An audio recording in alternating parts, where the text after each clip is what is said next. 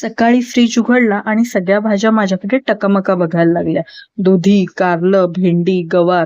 थोड्याच दिवसापूर्वी नवऱ्याला कारल्याचा ज्यूस दिल्यामुळे त्या आधीच माझ्यावर खार खाऊन होते. विचार करून काही सुचलंच नाही.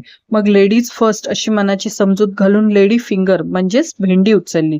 थोडं तेल गरम करून त्यात कढीपत्ता, जिरं, मोहरी, हिंग, लसूण, मिरची, कांदा टाकून परतलं.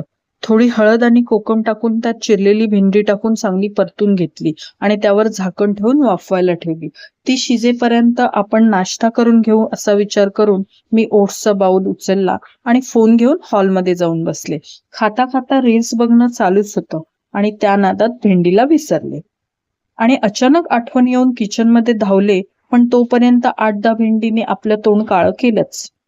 भाजी फिरवून कसं तरी ते लपवलं आणि मीठ घालून भाजी तयार केली आणि घरच्यांना काही कळलं नाही असंच वाटतंय, कारण कोणी काही तक्रार केली नाही.